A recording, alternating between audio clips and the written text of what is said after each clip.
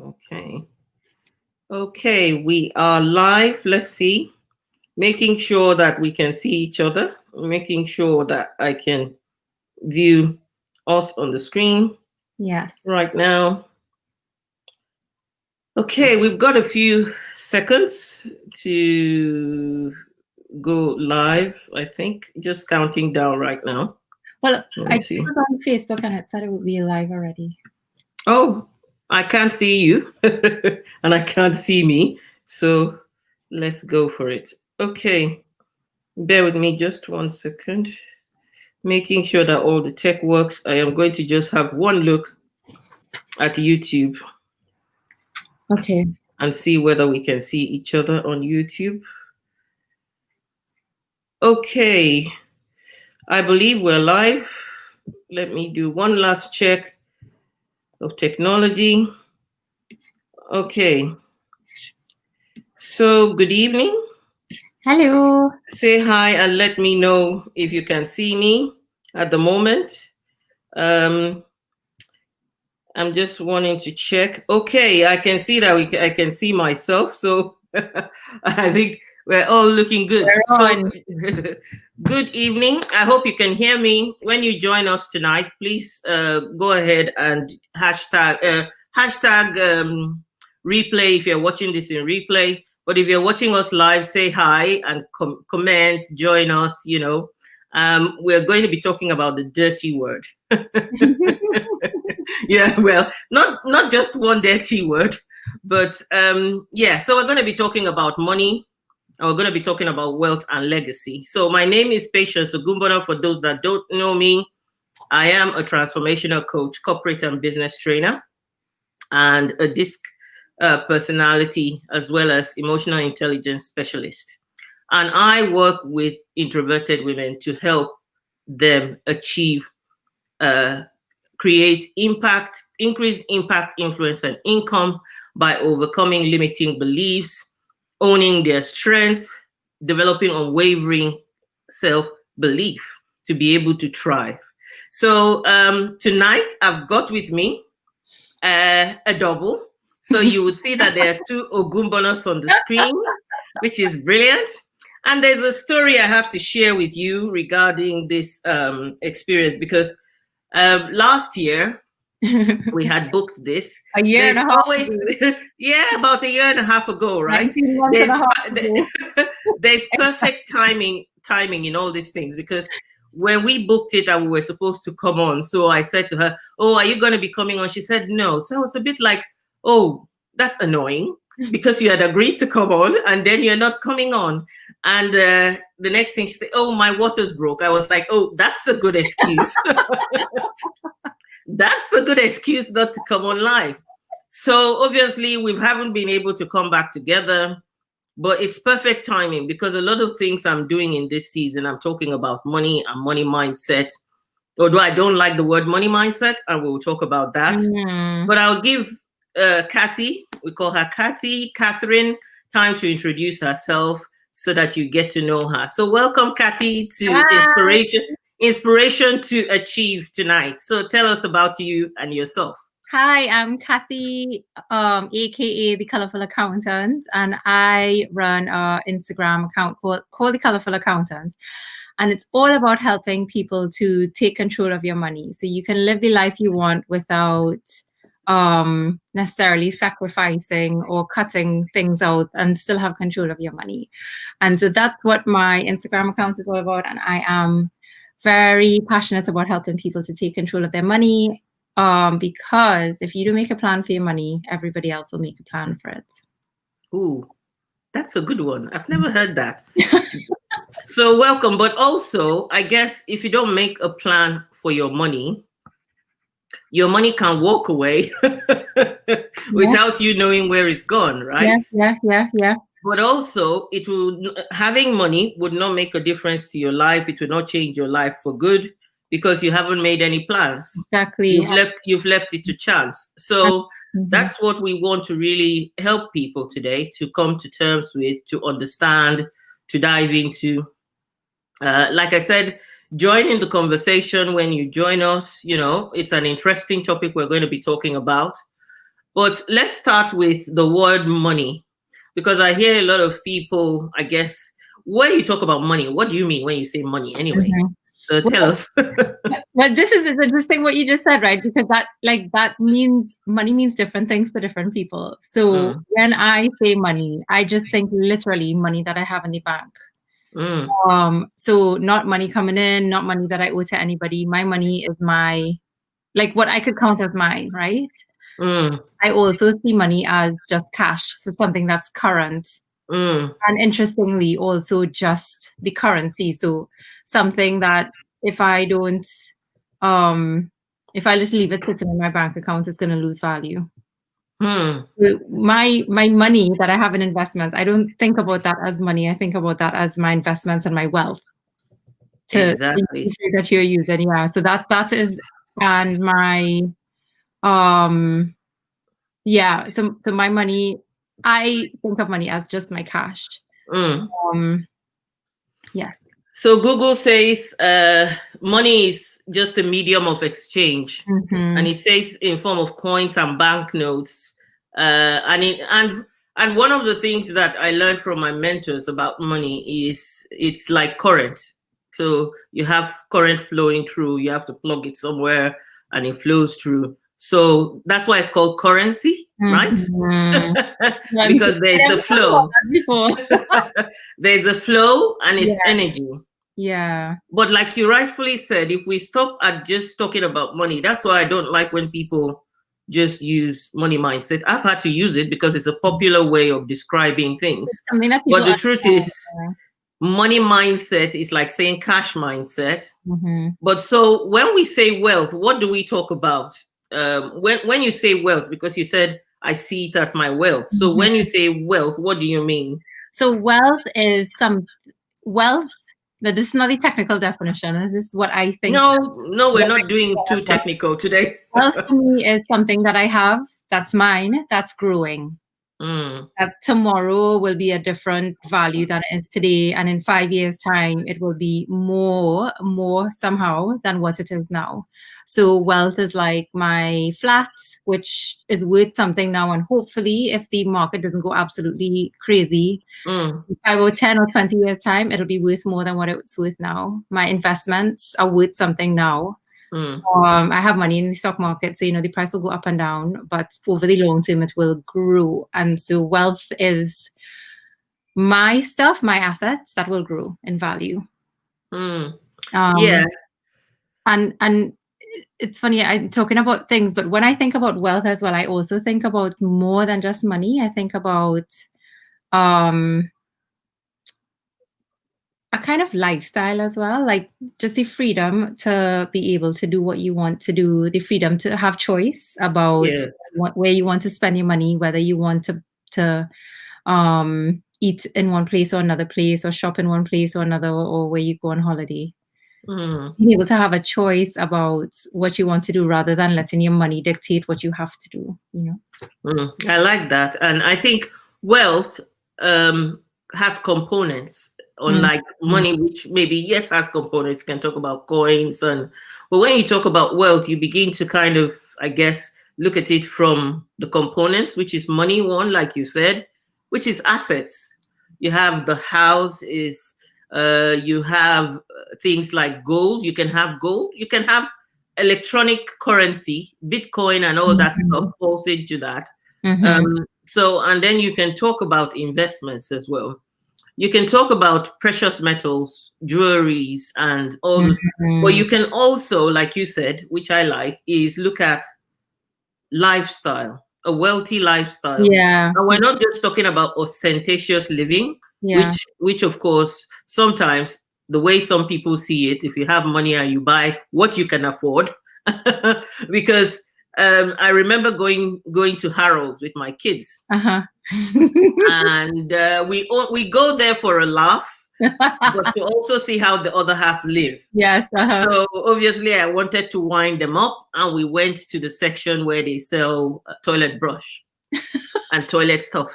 And there were toilet brush, toilet things that were way above the £1 or whatever you buy at Mhm. IKEA. So I guess my children were perplexed that somebody would want to spend that amount of money. But I said, your £1 is equivalent to a billionaire's 100,000 Yeah. K, for example. So, and they wouldn't be budgeting and calculating to the £1 degree when they are balancing their books, because Yeah. it's not what the sweat. But Yeah. you would, and that is where you would, because you need to balance the books to that amount, to that Mhm. level, so that you know where your money is going to. So I think the ability, like you said, to have options, like you said, and I like that you said options, Mhm. because when you have money that's not doing anything for you, it's not giving you any options, right? Or if you have only a little bit of money and you have something to do. So a Mm, simple example, right? Like I just got I have to buy autumn and winter clothes for my son who's getting very tall. yes. And we have tall Ogunbona men in our family. Yes, some. My husband is not tall, so let's not go there. Let's not try to hurt feelings, okay? Let's stay let's stay nice and friendly. Okay, so yes, of All course. right. So I getting my growing boy some trousers, and I wanted some nice corduroy ones. And I'm like, let me just I like the idea of buying on eBay or Facebook or something, because it means that I could get something that's worth 30 or 40 pounds for 10 pounds. So I spent like 10 pounds to get something shipped to me, which was really nice.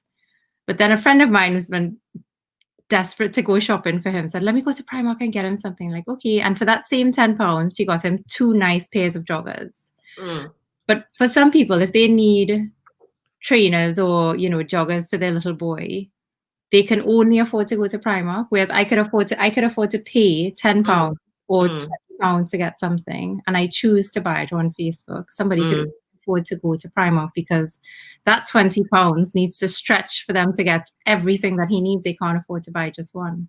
mm. And so that's when I say it means you have a choice. It means you can choose if to spend 20 pounds on one pair of trousers, or if that 20 pounds has to buy everything that you need for him to last until he gets to the next age. Mm. But I guess as we dive in and we talk more about wealth, I guess, and money, sometimes it's not necessarily about. So, for example, you might be able to afford and have the option of buying something online, but it depends on the purpose, right? Mm. So, a child that knocks about in mud and everything, I would buy from Primark 100% all the time, because rather than think about how long I have to wash it, time, they say, is money. And time in itself, if you're also, and I think that's one thing we need to touch on, is that when you're time rich, you're also wealthy, because if you can afford to free up time to do what you want, Mhm. when you know, when others are doing it for you and you can afford to give up that, that's in itself is Mhm. why people desire to be wealthy, because you can free up time, and time is not something you can get back easily, Yeah. and being able to manage it to get a quality of life. Mhm. So obviously, even if you can afford the more expensive, but for the use of what is going to use it for, bouncing around, and you don't have to, if you think, oh, it's so muddy, I don't have to wash it, I can chuck it, you won't be too pained by it, because if Mhm. you stretch the resources. Mhm. And Mhm. that actually brings me to talk about managing money so that you create wealth. And Mhm. that's where we look at debt Mhm. management. Some Mhm. call it debt, some call it debt. So how would you pronounce it? Debt. Uh, Debt, okay. So with the B silent. So Yeah. when we talk about debt, why is it not great to be somebody in debt or to borrow money, Mhm. and things like that? Why is it not? So you asked me a question earlier, which is debt, when is debt considered good debt and when is it considered bad debt? Yes, And I yes. think I would tie that to, if it's something that's creating wealth in your life, it's good debt. And if it's Mm, something that's not creating wealth in your life, it's bad debt. So good debt could be something like taking a mortgage to buy a house, or because that will increase in value, or a student loan, which means that you're investing in yourself. So you're building your capacity to earn more money at a future date, or something like that, or possibly starting a business if you are at a point where you think, if I don't get cash in right now, my business is going to shrink or not expand as much as I want it to expand. And in those situations, that is good debt. And bad debt would be something that kind of ties your hands. So bad debt is debt that you take on that you can't afford, for example. That will cause you constant for instant gratification that you could have expressed for whatever some self-discipline. Yeah. So something that you could have saved towards, but you decide to get now, or it might be something that's out of your control, but you have to spend money on it. Like I don't know, if I broke my tooth or whatever, I'd probably do whatever I need to get it fixed straight away. Yes, but on the other hand, if you bought insurance, health insurance, it probably would pay for it. So it probably would then pay for that eventuality. So in a sense, being wealthy and managing debt is about also managing risk, where there is a probability of something happening. So if you have health insurance, like you said, teeth, for example, yes, you're right. The gap. I already have gaps, so I can get away with maybe if I have another one, God forbid, but I can get away with people thinking, oh, it's just a gap growing. She's getting older. But no, so I can get away with not spending that money. But then you're right. If that happens, you now think, okay, maybe I can't get it fixed on the NHS to the point that I want. But if you have insurance, not all of us think about that. So I guess debt, in a sense, can be debt that you cannot avoid, because it's beyond your capacity at some point. But if you are a planner, you could obviously then have a plan in place. And I think that's when we come to talk about habits of being able to create wealth. That's where we would look at that. So you did mention good and bad debt. And, for me, the story was when I first got to the UK, I first of all rented. And I thought to myself, the pain every month of giving out that money was really hurting me, because I thought it's not coming back in any way to me. And I really didn't want to stay stagnant. So obviously, being a very young wife, being young as well, the thing with wealth, if anybody's listening and you're young, you'll be thinking, none of my friends is doing it. Yeah, but it's wisdom to think about it. To think about it, because they say, play now, work later, or work now, play later. So I guess some of us, fortunately, and I'll come to the other side of it, because it might look like one is a saint because they do that, but no. And so I was able to kind of say, I need equity, that I can then use the money. How do I build capacity? Because I came into the country, I wasn't working. I was looking at a future that would be empowered. And I thought, but renting a house, that's it. I paid the rent. I owe, off to work I go. So yes, I pay the rent after I come back, and that's it. But what if I owned a house that gained value? I could take that money and make another investment, or even buy another house that I don't have to live in. That thought made me very quickly, I only rented in my whole life, for 6 months. Right. Mac. I think 6 months, because we were living in accommodation in the hospital. Anyway, the long and short of it is, when you think about that, our younger generation need to also learn, isn't it? In that, what would you say for our younger generation when it comes to thinking about work now, play later, those kind of mindset that they need to have about debt, and all that stuff? What would you say? So there's definitely something to say about living with your future in mind, right? So there's a balance to be had about balancing living your life for current enjoyment and living your life for your future security, for your enjoyment and that kind of stuff. And I don't know if you ever heard about the FIRE movement. financial independence, retire. I've heard of it. People who retire at 30 Yeah, or I mean, 40. they live on 70% of their income, and Yes. for for between 5 and 10 years, the ones I've read about. Mm, What's interesting is like these aren't people who have like they're not like necessarily bankers or people who roll in it no. really a lot of money. What they are is just very disciplined. They live Mm, a lot less than they earn. They invest it cleverly, and they retire early. So, but the flip side of that, which is, is a nice story and it sounds amazing. Like, yes, I retire early and I could go and travel the world and live my life and do whatever I want to do without having to work anymore. The mm, flip side of that is that for those 5 or 8 or 10 years, they live in life without being able to enjoy it the way that mm, they could do. mm, You know, not everybody could live their life like that. Like I certainly wouldn't want to not be able to travel to Italy for my friend's wedding and that kind of stuff, which is these are the kind of decisions they make, right? So mm, I choose to live a very, very, very frugal and stringent life. I choose that. I'm mm, not going to do anything to go to left or to right. I'm focused on my retirement.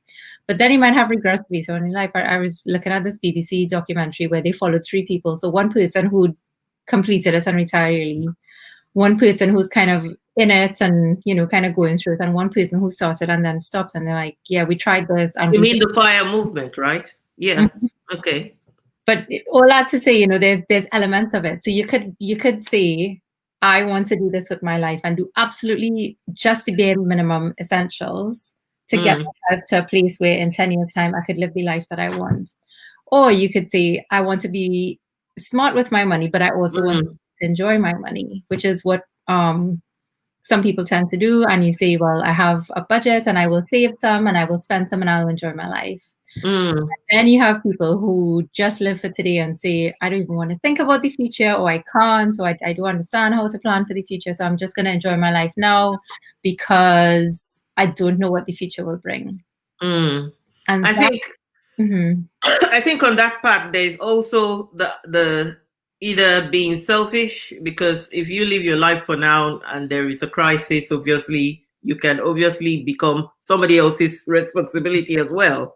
mhm, Um, but I like that, the fire movement. I heard about it. I looked at it. It sounded, because I've always been of that mindset. But I mhm, don't postpone living. I try to live in the moment. yeah, So one of the ways that I did it when I was younger, and I still do it.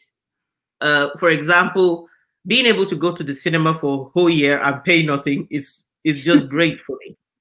And being able to do that because I do my shopping somewhere and they give me vouchers that I can yeah, convert to an unlimited card. mhm, Those are ways of being frugal in a sense without missing out. So mhm. there's no blockbuster. Even when there was no blockbuster for a year. There was no blockbuster that came out that we didn't go as a family to watch and never bought a ticket. But also, not only that, when my daughter wanted to do her birthday, Mhm. she invited 12 friends and we didn't buy a single ticket because they all, including popcorn. So those are some of the ways that people, the younger generation, you can begin to think, tell them, when you spend here, how is that getting you money back? All the cashback schemes, all the all the discount schemes. Mhm. You can afford to be less impatient and wait for discounts. I used to wait for sales in the beauty counter where they would give me the travel pack as well. So, Yeah. so those are some, I believe that those are some things. So when we talk about wealth, I guess we're saying speculate to accumulate. You've heard that before, isn't it? About, Mhm. wealth, but also, I guess let's speak on the other side of it, which you hit on by saying I can't live like that, and Mhm. that's the poverty mentality as well, Mhm. poverty or scarcity mindset. Mhm. Because for every positive there is a negative. Electricity exists because positive and negative wires. So you got to think about that in that Mhm. sense. What about Mhm. the poverty and scarcity Mhm. mentality and mindset? Yeah. So that is the definition of living for today, is somebody who has a scarcity mindset. So this is we talking about money mindsets now, right? Yeah, we're talking about wealth. We're talking about, when you think about wealth, you think about abundance. Yeah. Right? On the other side of it is scarcity, where people Yeah. are stingy. Because if you have a wealth mindset, part of what I believe a wealth mindset should include is being a giver. Mm-hmm. Because that's also a way of multiplying your wealth through Mm-hmm. reciprocity.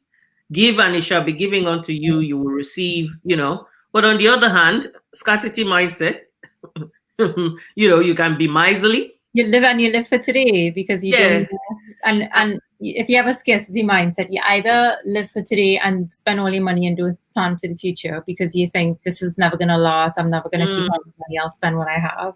I don't know where the next thing is coming from. Or it could be the complete opposite. So you think, I have no idea where the next pound is coming from. I don't know when I'm gonna earn again.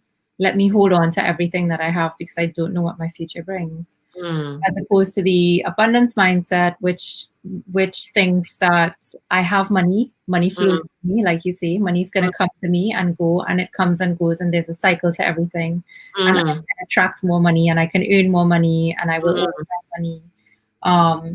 And so abundance mindset thinks about things differently, and so it's easier to do things like give money away. It's easier to invest in yourself because you think, while I'm spending money now, it means I'm building towards my future, and I will always have money coming in to pay for a loan that I take out to improve myself, for example. mm, It's saving, but not being panicked about it, or like investing in the stock market. mm, Thinking I can do this little and often because I will always have money. mm. Um, and it's planning for the future because you think if you don't make a plan, then you're not. If you don't plan, they say if you don't plan, you plan to fail. If you So to you speak. fail to plan, you plan to fail. If you don't plan, it doesn't mean you are sitting on the fence. Yeah. And You can't have it both ways. You are planning to fail. it's never more true than with two things, time and money. Mm, If you don't make a plan for your time, mm, 2 hours will pass in the evening, especially I find my evenings just fly. mm, Like I'm like, right, it's time to go to bed. What have I done? yeah. Or and it's the same thing with your money. If you don't make a plan with your money, your money Mm, will go by the end of the month. You have no idea where it went to. And this is how people who earn a lot of money, if they don't understand how money works or plan for their money, this is how they end up mm, in debt or living on overdrafts every month, yes. despite the fact that they have a really good salary. Yeah. And I think that's you hit the nail on the head because there are a few celebrities that Mm-hmm. they earn a lot, work hard, but they employ bad people to manage it. Why wouldn't you sign your own checkbook so that you know that something has left your bank account? Why would Mm-hmm. you give? How lazy is it to not have just your pen on a, like they say, Oprah says there is no check that can be signed by anybody else but herself. But Mm-hmm. guess what? You know the difference between Oprah and any other of the other ones you can Yeah. see. So it's a headache and it's a pain to be a planner. It's a headache and it's a pain to put your eyes on doing things. But if you don't, then you get that. And I think that's where you got to think about it, that's scarcity. But also, I guess there is another element of what I learned this year. It was a breakthrough moment for me Mm-hmm. when I learned about scarcity mindset from a book called The Science of Getting Rich Mm-hmm. by Wallace D. Wattles. Mm-hmm. And there are two key things there he mentioned, which was the fact that we're not meant to be competing but creating. Mm-hmm. The moment you focus on competing, you lose your creativity because you're copying somebody. And Mm-hmm. so he said that having an abundance mindset is to realize that you need to be creating the wealth that you're going to, and when you think about it, wealth is like thinking about an apple tree. Mm-hmm. Keep the seed. So if you think that saving money is going to make you money, then Yeah. it's like putting the seed on the shelf. Yeah, exactly. But if you think about it like I'm going to plant the seed, but when you plant it, obviously you got to water it and you got to nurture it.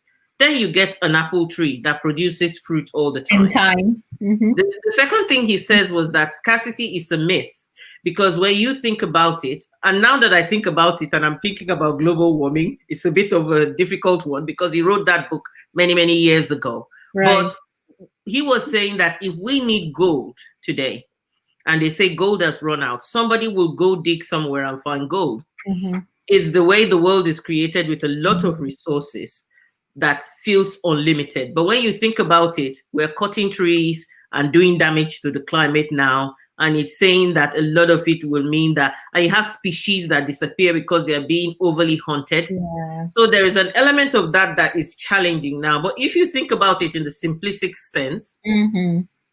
there are stores of resources, minerals that we are yet to discover Yeah. as a Yeah. race. So what he was saying was there is the scarcity. And the third one was about the cake. If somebody gets all of it, I don't get any of it. Mm-hmm. That all this thinking is related to wealth for me, because if you're going to be rich, you have to have Yeah. the right mindset. You have to think like a rich person. You have to act like a rich person. Mm-hmm. And you have to live like a rich person. And you know what? You've talked about investment, which I like. You mentioned investment a lot. And that actually brings me to then talk about looking at future proofing one's life, but Mm-hmm. also thinking about generational wealth. Because Mm-hmm. we said we would talk about money, we'll talk about wealth, we'll talk about legacy. Mm-hmm. So basically, when we say looking at investment, you've got to invest in the future Yeah. for people. If you have children, and that brings me to talk about legacy. When we say legacy, what do we mean when we say legacy? So legacy is something that I have for myself that I could pass on to my children. So whether Mm, it's a house, whether it's a business, um, it could be you see the word legacy used a lot when celebrities pass away, right? mm. And they say, "Oh, you've left your legacy," or like You've when got a moth that is trying to be on Facebook Live. Let let me see if I can. Okay, carry on. when Ruth Bader Ginsburg passed away, Mm, and people talked about the legacy that she left. Her legacy was fighting for equality for women. mm. So your legacy could be something that's more than just tangible. It could be the opportunity for somebody to be able to do something that you weren't able to do. That Yes. could be your legacy, Mm-hmm. whether it's economical or financial or lifestyle, Mm. for example. I think, for some people, their legacy could be teaching their child to read or making sure they're literate. It Yes, could be as because simple that child could go ahead and do great things because they're could be as literate. simple as that. Yeah, yeah, yeah. Mother Or, Teresa, for example, or is as somebody poverty, isn't it? Mm. yeah, or something as big as saying, "Here's my empire. I'm going to pass this on to you. Here's my mansion. Here's my business. This is yours." Mm. Runs the gamut of that, but for everybody, you could pass a legacy on to your children, and that's what positive legacy. It could also be a negative legacy as well. So, if Mm. you have certain attitudes and certain beliefs that you pass on to your children, Mm. that could limit their lives and their life and the life that they see for themselves. For example, Mm. back home, my sister and my mom are involved in something called Homework Club. So a street away from where we live, there are people who they are poor, a lot more poor. Generally, the parents and the grandparents are not literate, right? Mm.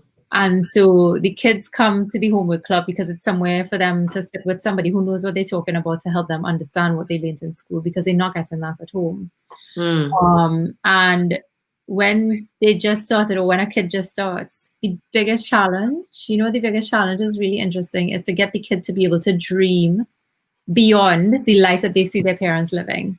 Mm. So beyond just working a government, a contract job and just buying Nikes with Menial jobs. Yeah. yeah. So that is also a type of legacy, like passing on the legacy to your children to be able to dream and think that anything is possible. Mm. Yes, and and I think, like Steve Covey said, when those of us who do this, I come from a background that has poverty, Mm-hmm. and I say to myself, I want to change the narrative of poverty for future generations by making sure that whatever foundations I lay now will be that of wealth, so that it changed the narrative that was handed down from generations to me.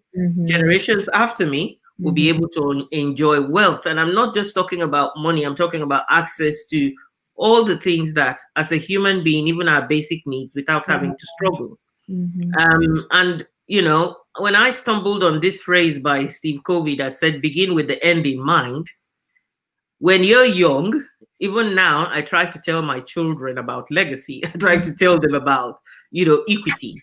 So I try to push them away from thinking of renting to buying. All those things that will help create wealth. My father used to say, I don't necessarily have a lot to give you, but your education is your inheritance. And I took that very seriously. So I made sure I milked my inheritance by going to as much school as I could go to. Yeah. But my dad used to say to my siblings, he would say, when patients want something, you can't sleep. The rest of you, when you want something, you don't even make any noise. But when patients want something, you can't sleep. Because I would say, I want to write that exam. I want to do this. Because I just thought, if you're not going to give me money, give me the education. And you would find your money to make it happen, right? Yes. And so think about it. Also, there's a big example that we were talking about before we came online about Chuck Feeney, the billionaire, who gave everything away. And it's interesting that in his, I just want to basically, Chuck, they said he grew up in poverty and he made billions. But then he said he made it his life mission to secretly give it all away to worthwhile causes. And he says, because of his generosity, other people like Warren Buffett and Bill Gates. So think about it. His legacy is too powerful to even begin to say. So he gave away 8 billion. But he's making other billionaires give away billions. Right. When you begin to calculate the impact, it's like having a tsunami because he inspired them. And guess what? This guy started giving when others were not knowing that he had millions. When he was in the 80s, he had gone apparently to the Bahamas. He had signed papers to say, I'm giving it away. And sometimes you've got to ask yourself, what then drives you to accumulate wealth if you know you are giving it away? Because he kept managing the resources with a lot of discipline. He built it up. He built up his yes, so that he could give it away. And many of us, when you think about it, sometimes when you think about the people that get blessed and have, where you see the heart that they have, you think that's why, they can have. The author of Purpose-Driven Life, Rick Warren, he made an impression on me when he wrote in one of his stories. He said after he wrote The Purpose-Driven Life, he wanted it to change his life as well in terms of finances.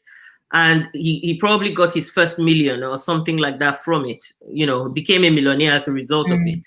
But he said that probably why God gave him millions is because he knew he would be a good custodian of it. So Rick would tell you, I don't need to buy a yacht to go on a yacht, because he said a yacht is expensive to maintain. I just need to hire it for a week and I give it back to the owner, So he said, and I became a very good custodian of it and taught other people how to live a purpose-driven life. So this is a great, where these people, develop the giving pledge. It's like an ambition for me. I think about it and I think my legacy is going to be beyond that. So also, I guess one of the stories as well that I like is the father of the billionaires, Andrew Carnegie. Have you heard of him? Andrew Carnegie, who wrote about the Gospel of Wealth. No, I haven't heard about him. So basically, it was what they call multi-rich, and he started this principle, and it was, again, when you think about legacy, is the multiplication effect. What John Maxwell talks about when he says living a life of significance. Andrew is the reason why Chuck gave his money away. Chuck is the reason why Warren Buffett and Bill Gates, are giving money away in their lifetime. And again, about 200 people, including Mark Zuckerberg and Elon Musk, have signed to this giving pledge. So here is something I want to read, as we come towards the end. And we ask again Kathy to tell us about some good habits. So Carnegie proposed that the best way of dealing with the wealth was to utilize the surplus means in a responsible and thoughtful manner. So he said his approach was contrasted with traditional giving to people, where wealth is handed down to heirs and other forms of bequest. So where you give it to your children. So he said assets. He said assets. One of the things his theory is that assets come from hard work and perseverance, and this leads to wealth. And then he said his observation, which you rightfully said when you talked about the fact that giving your children can go negative as well. So he highlighted this. He said his philosophy on the observation that heirs of large fortunes frequently squandered them in riotous living rather than nurturing and growing them because they did not find purposeful ways of creating and generating it. So he said he disapproved. And this I like because it's something I've held on to for a while.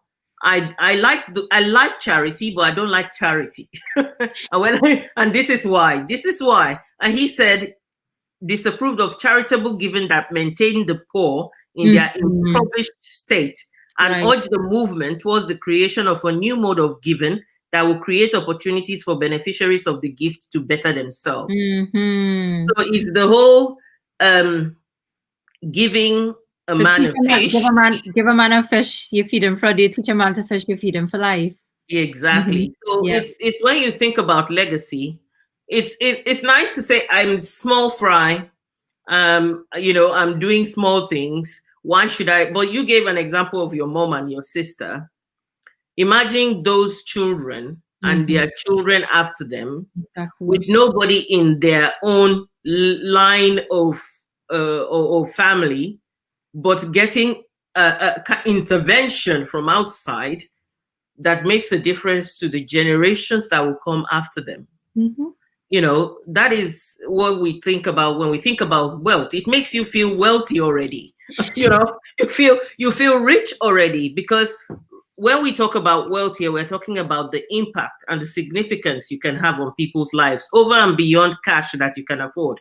Time is the biggest resource, isn't it? Yes. That we can gift somebody. But we don't realize that, because time is like taking your life and taking some of your life and giving it away. So we want to talk and finish by talking about what are some of the habits that you will encourage people over to you, the colorful. Before we do that, why do you call yourself the colorful accountant? Because we should have started with that. Why? Of course, I can see you are colorful. You love color. So do I. And I wore this purposely. Do you approve? Because it's colorful.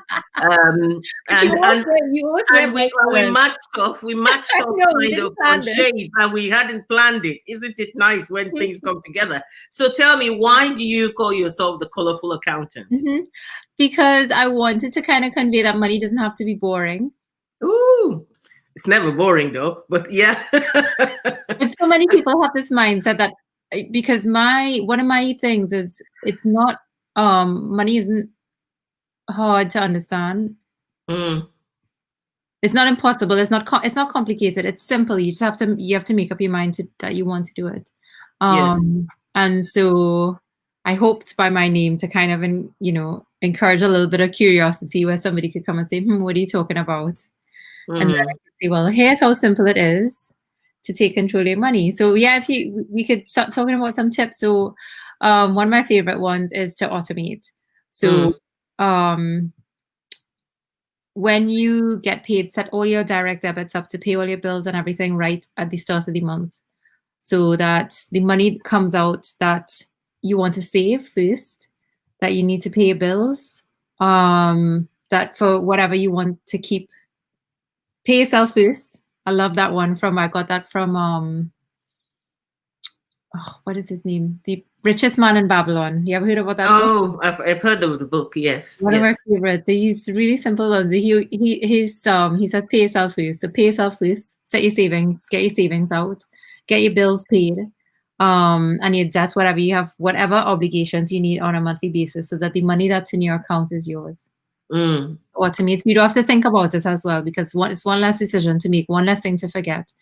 And the day you forget to pay a bill, you start paying interest, or you have to pay penalties or whatever. Or your credit rating gets affected and slap you in the face all over with not being able to borrow money. That's a nightmare.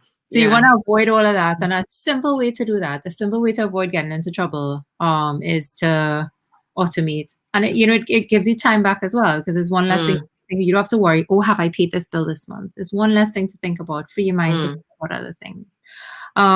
Make sure you have an emergency fund so that you avoid getting into debt. An emergency fund, and plan for unexpected things. So it could look like having insurance if you have a house, or if you have dependents, life insurance, health insurance, kind of stuff. You know what? I have something funny. I feel going to the spa is an emergency. And I'm going to tell you why. When I get stressed, I think about I won't be able to function if I don't de-stress. So for me, my emergency fund includes money for spa day, where I can go and just run away from everybody, shut the door. The best room in a spa for me is where they have a relaxation room, where they put off the lights, and it's not even the treatment. So if they let me pay £10 just to go stay in that room all day, that for me will be, so sometimes when people think of emergency funds, they only think of the tire, or I definitely think of emergency fund as what can you do to bring yourself back to optimum level, optimum performance as well. So just wanted to mention that, because it'd be funny for some people. Anyway. It is funny, but you see, now my tip for you would be to budget for it. Yes. So rather than having it come out of an emergency fund, just say, look, this is my pot. I will always have money in this pot. The minute I want to go to, again, kind of like your emergency fund for spas, anytime I want to go to a spa, I should be able to go. So that brings me on to my next tip, is to budget for the life that you want to live. So if your life, and I have a friend who is same as you, for her, like spa treatments and stuff are essential. She has to have a massage every month, which is fine. She can afford it. You budget your massage in as something that you want to do every month. So budget and make a plan for your money, because I promise you, when you don't make a plan for your money, everybody else plans for it. So somebody will say, oh, I need to borrow some money, and never pay back. Yes, that somebody would have a plan.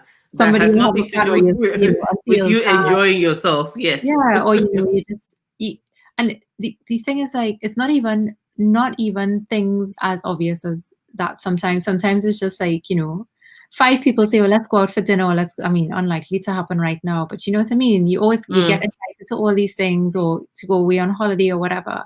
And because you don't have a plan for your money, you just think, oh yeah, I have money in the bank, I could afford it. And you just go without thinking, save my money first. Have I planned for something I want to do at the end of the year? Have I, So that's what I mean, like having a plan for your money, is that you can say, yeah, I can do these 2 things, but not this one. I might have to do this next month, for example. Another one is to save, to invest, to build your wealth up. So slow and steady, whatever you could afford to invest, because one of the things with investment is you don't have access to that money easily, and it's a long-term view, isn't it? Having that long-term attitude. So it should be you invest in money that you don't need in the next 5 years at least. Planning towards your future. Put in even if you could afford to invest £10 a month. I'm not talking about savings. Savings is money that you put aside for something specific. Investment for your future, for growing your wealth, right? So what are some of those, like, what are examples of some of those you could say? Investing. Investing. I mean, there's my personal favorite. This is not after pre-qualified. This is not financial advice. This is just by the way, no financial advice. This is more habits, attitudes. Seek financial advice. And that brings me to actually say, I sit here today, when I talked about the story of being, equity and all that, I did fall off the bandwagon in a bad way. Mm. And that's why, as you're talking about planning, but the financial advisor saved us. Mm. Getting in touch with a financial advisor allowed us to have a plan Mm-hmm. in place. And he also whooped our behind with because he was that good in terms Mm-hmm. of being friendly, and he cared. That's Yeah. why in the things that we do, you have to care. He cared Mm-hmm. about us. He cared about us getting the freedom. He could see two well-earning people who Mm-hmm. were not making use of the money to enjoy their lives. And Mm-hmm. so he kind of gave us tough rules and helped us with creating, we were surprised. And I think for people like you and what you do to help people, you said it's not hard. And Mm-hmm. it isn't when you commit to it, when you Yeah. commit to doing it, because what will surprise you is what you thought you couldn't afford, you can afford. You Mm-hmm. begin to be able to afford. And that was the Mm-hmm. shocker. It's like, oh, we can afford this after all. Mm-hmm. Oh, we don't have to be in debt for this. And That why is a wouldn't good you? feeling, isn't it? Yeah. Yeah. Why wouldn't you put the effort into it? Because it's your money. It's Yes. your money. So why Mm, wouldn't you take the time to say, this is mine. I need to take control of it. And whatever I need to learn, I learn. mm, So yeah. So you invest, where you could invest in, I think you mentioned some things earlier, like the non-traditional investments, like buying gold and precious metals or yes. Bitcoin. But there's the more traditional ones, like buying stocks and shares. So And ISA. diversify your money, open an ISA, put your money into a fund where you have your risks spread around in different Mm, places. So it's not just all in one pot. mm, And then slow but steady. So, all the good financial advisors will tell you, don't be in a rush. Don't try and time the market. Just put your money in over a period of time and it will grow. mm, When it comes to buying stuff, think about what you want. For big things and small things, do I really need this? Do I have this already? Is it something, like you said, was it Rick Warren saying, he doesn't mm. have to buy a yacht, he could just hire one. Yeah, or a private jet. He could hire one. He doesn't have to buy one. He doesn't have to He buy doesn't need to one. maintain it or buy Yeah. any fuel. Yes. And there's a big movement now for buying, for hiring clothes. So Mm. there's schemes that they will send you like 4 nice things in a month. Oh, And really? every month you Oh, send wow. them. That is fantastic, Yeah. because then you don't have to clog up your space with clutter You don't as clutter. well. Yeah, you don't have to get rid of things. You always have something nice to wear, and you don't have Yeah. to worry about going out and shopping, and So Oh, there's different ways of getting what you want rather than buying it. yeah. And that brings me to another thing, which is choices. Think about what choices you make. Things that you don't Mm, think you have a choice about, you do have a choice about. So, for example, you said you didn't want to rent, you chose to buy, which would have been easier for you mm. ever years ago than it is for a younger person now. Yes, So yes. I had to save for 10 years to Mm, get the deposit for the place that we have now. And mm, I chose to rent a room in a 4-bedroom house with other people rather than renting on my own, which mm, means that I could have saved money on rent. So mm. something as simple as, well, I have to stay, so I have to live somewhere. Yeah, you have to live somewhere. You have to eat, but you could choose Yes, how you spend that money. yes. So think about what you're spending, how you're spending money that you need, Mm, and then plan for your future. mm. Something that I've recently started to think and talk more about is planning for your future. So plan for, and if you are working, start off with Planning for retirement. plan for retirement. My favorite word. Retirement. Retirement, yeah. But Yeah, I don't mean, when I mean retirement, people think, you'll never properly retire, will you? I am retired. I'm retired already, because running my own business was my definition of retirement. Really? Yes, that was my definition. I remember last year hitting this epiphany where I just heard a voice that said, "You're actually retired." I was like, "You're kidding me. I'm not retired." They said, "But that's what you used to tell your colleagues, that when you want to retire by setting up your own." I was like, "Yeah, I'm retired. Oh, check me out. I'm retired." Excellent. Anyway, Life plan. you define success. Nobody can define success for you. When you define success, if you're living it, you can be living it up. Success for you can be going to France. For somebody else is going to Las Vegas. If you get to France and somebody's thinking, but you're not Vegas, you say, but France was my success point. So I can celebrate and call it success.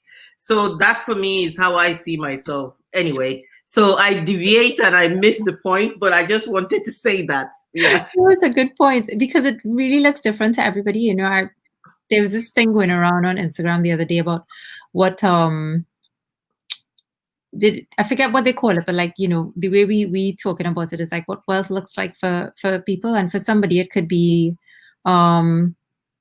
being able to stay at home with their kids, and for Yes. some people it could be going on whatever That holiday. is wealth. That is wealth. You think Mhm. about the freedom to do that, Mhm. that people cannot afford to do. If you can create an opportunity to afford to do that, that is wealth, even for some people. Mhm. Mhm. So what is wealth for you? And I think that's the definition. That's the question you need to ask yourself. What does wealth look like for me, even Mhm. on a daily basis, so that you can start feeling wealthy before you think that wealth is a destination Mhm. 10 years down the line.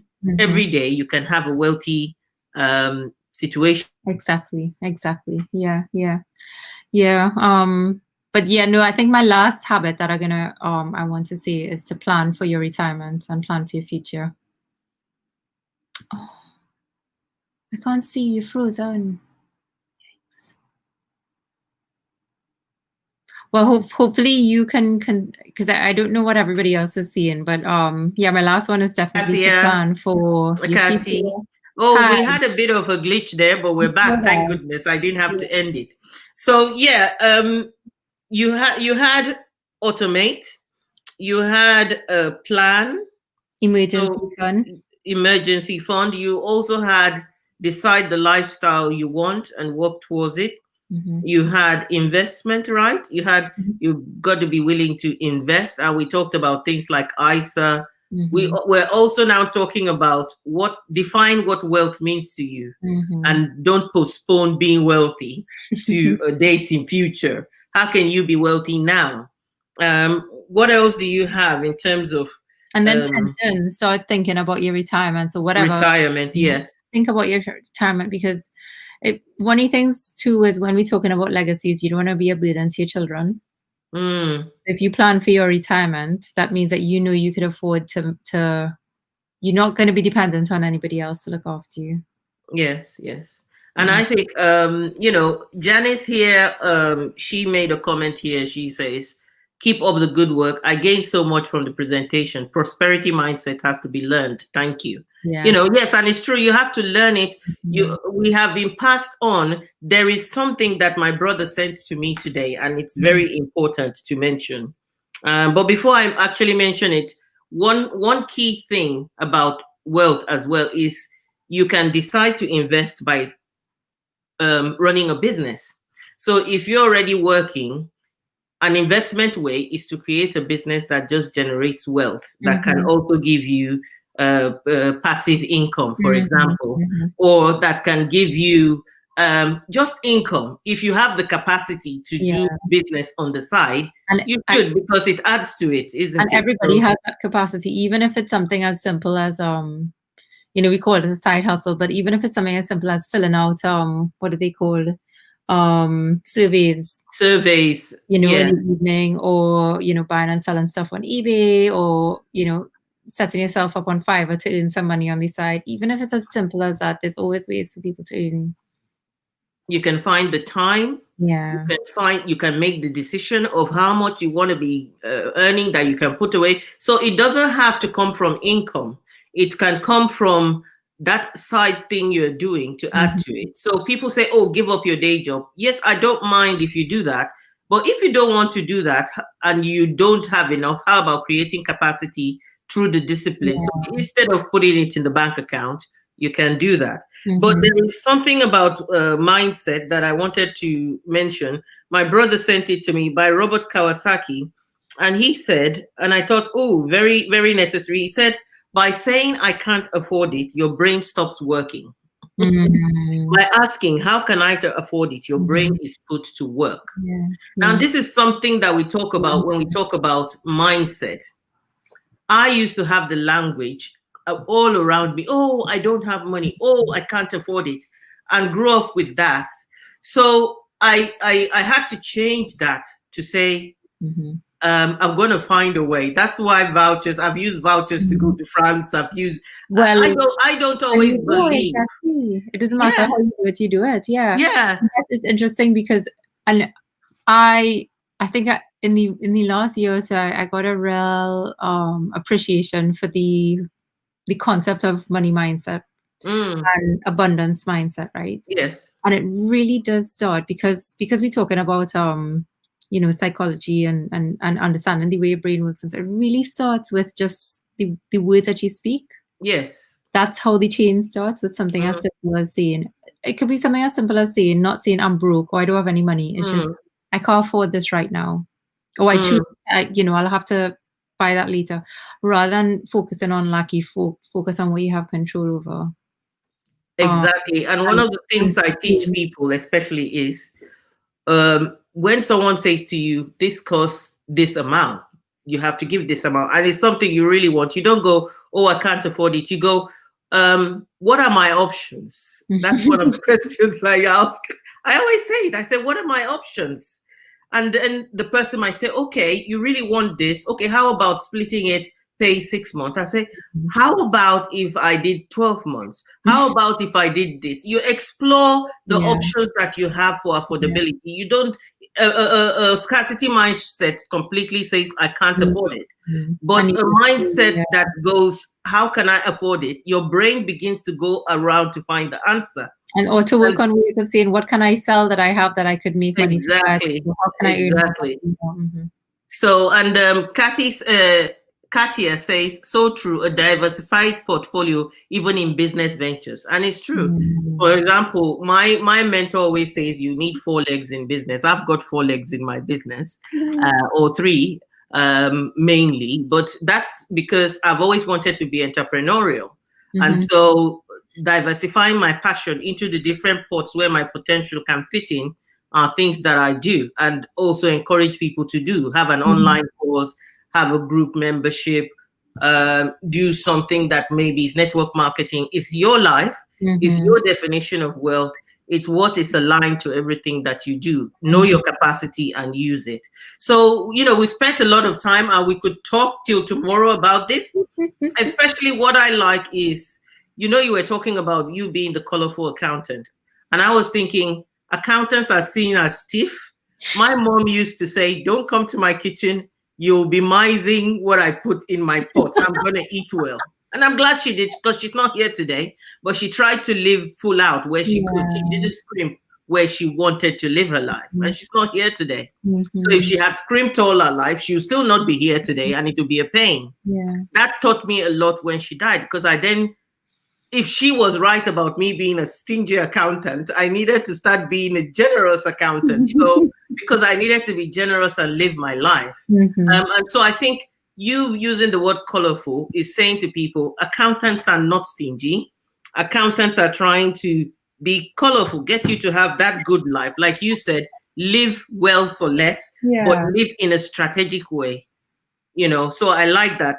And one of the things I wanted to mention is relationships can make you rich.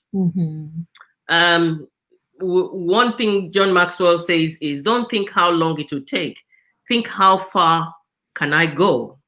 And that mindset makes so much of a difference in everything you do. So is there any message you like to leave with people, in terms of what you want to live with people as a wisdom to take away and to hold on to when it comes to money mindset, wealth mindset, legacy? I think the one thing would be that where you are right now is not where you're always going to be.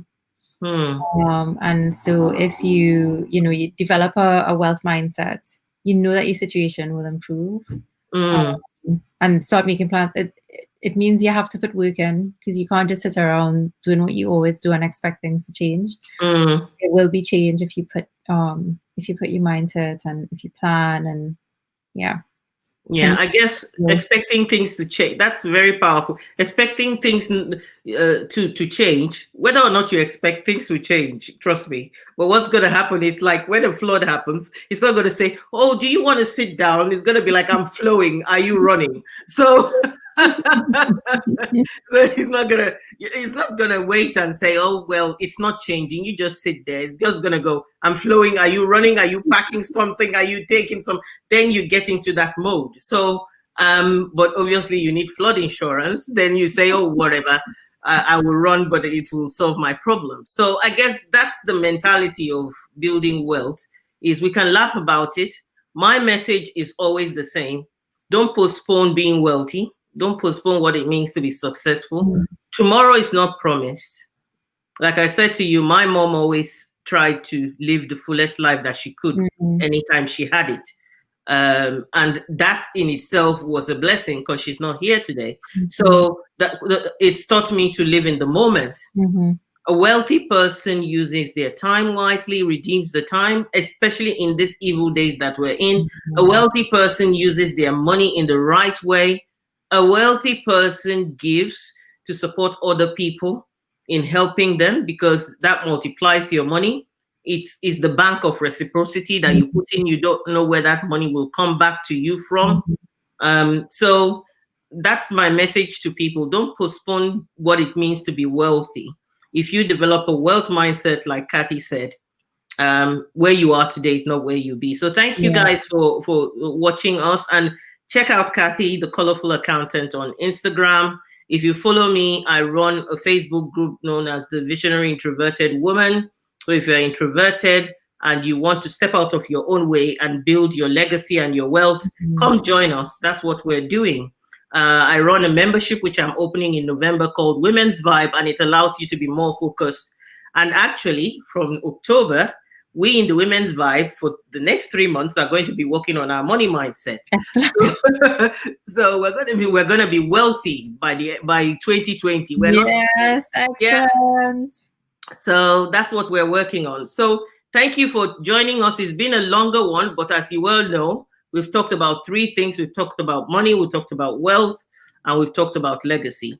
So take care and have a lovely evening. Another episode next week. I have a fantastic guest coming on. I'm not going to tell you until next week, but she's just as colorful.